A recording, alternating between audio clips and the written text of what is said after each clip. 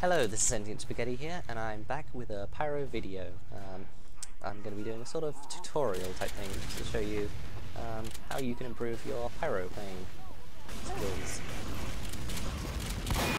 We begin with some projectile reflecting, and believe it or not, one of the most powerful weapons in the Pyro's arsenal is the ability to reflect incoming projectiles, such as rockets, sticky bombs, arrows, Girati, stun balls, and anything else that might come your way.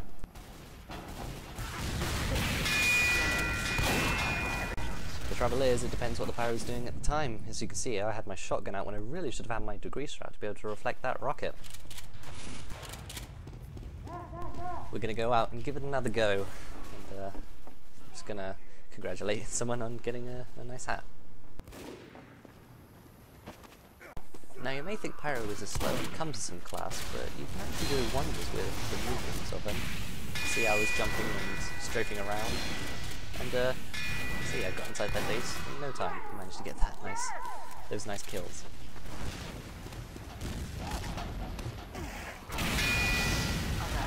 The enemy has taken our intelligence. As you can see, I'm strafing side to side, because you've always got to keep moving with Pyro, because he's generally short range, so you've always got to make sure the attackers have a hard time hitting you.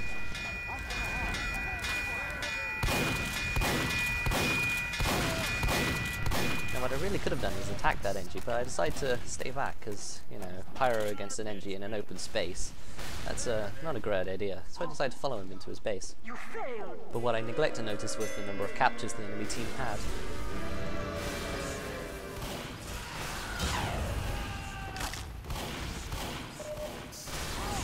Not even a Pyro can escape crits of that magnitude. We're just gonna jump ahead a bit here.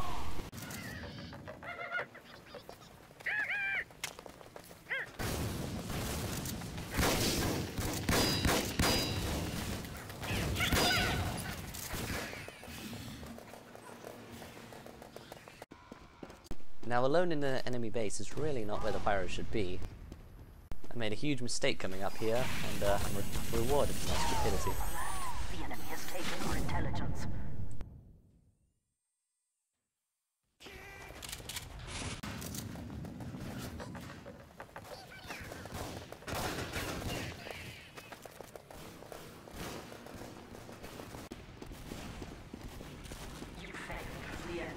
Here I am in the blue base again, not having learnt my lesson.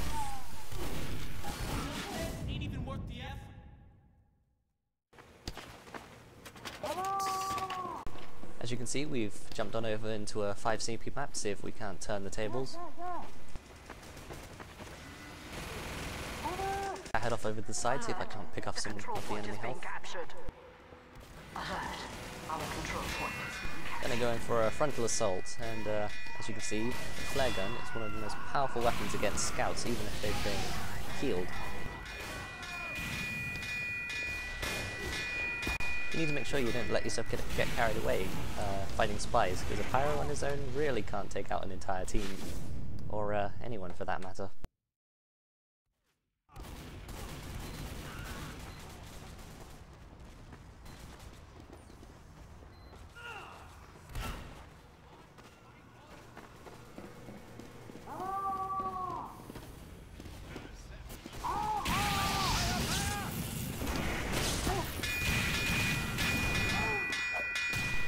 Now it's really fun backing spies into a corner, but when the chips are down, what you really want are results.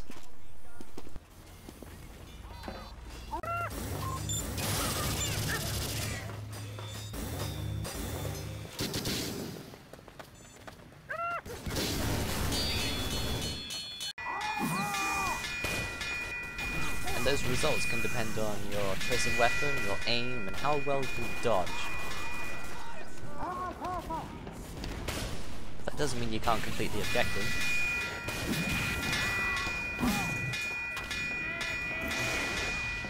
Time has been added.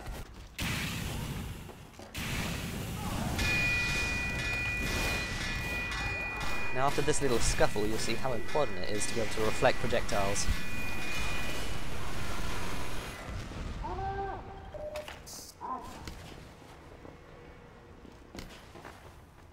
Pyro, the best way to get from A to B is to go the more obscure route so you don't get spotted and taken down. Like I said, you can pick off the enemy's health, but the most important thing is that you don't overextend, like I'm doing here. You're only going to end up dead, and you really don't want that. But fortunately, these heavies show up, so I decide to push forward a bit more.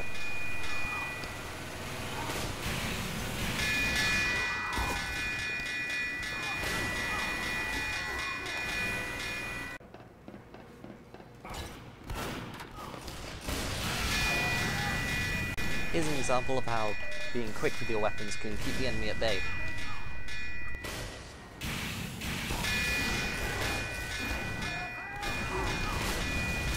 You see, I held them back to let my soldier friend take care of them. And then I go on to go after this scout, just for a little fun.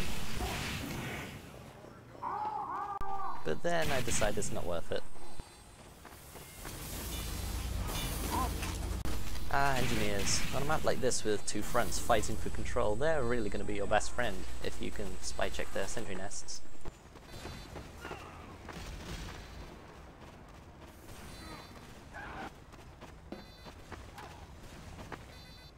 This one seems to be a little bit over-ambitious, so I decide to go in and cover him. And also to help this soldier to hold back the line. Also, you know that sniper just there? Spy.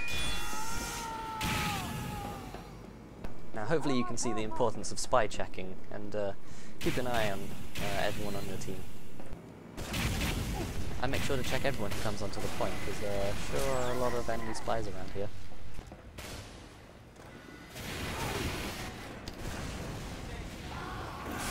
Now you can also use your air blast to put teammates out.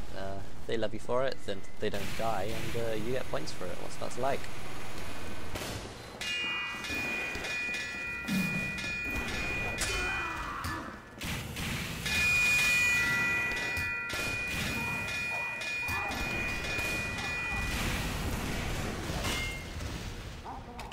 There I was a little less cautious than I could have been, but I didn't expect to see the scout come out of nowhere and start hitting me with the bat.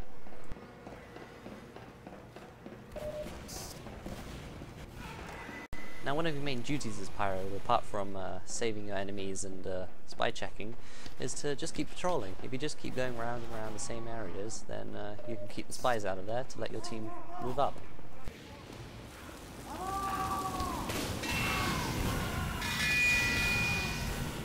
And this scout is about to provide a compelling argument as to why you really shouldn't overextend.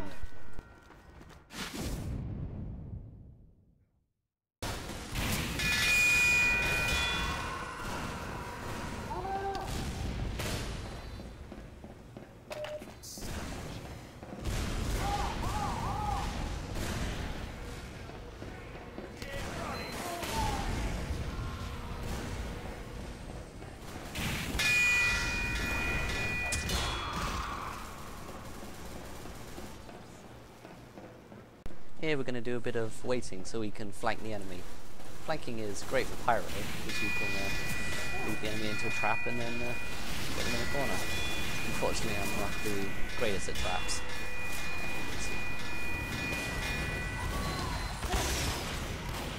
We're just going to back off and then come around a bit later with more health.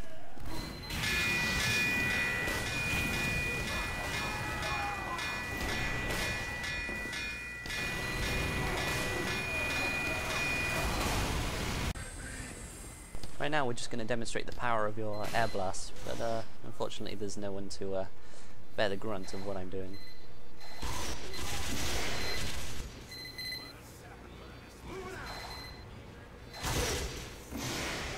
Except that heavy, but he just eats up the damage and keeps on coming. I decided to be a bit brave, read stupid, but it pays off with that well-placed sentry. I spot the sniper, and even though I'm low health, I decide to go in for a kill and find a spy for my troubles.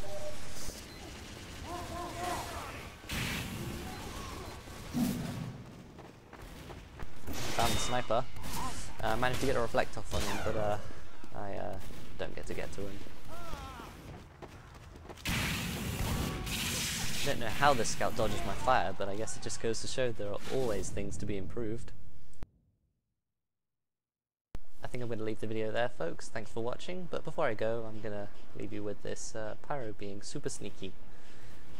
See you next time. Alert. Our control point is being captured.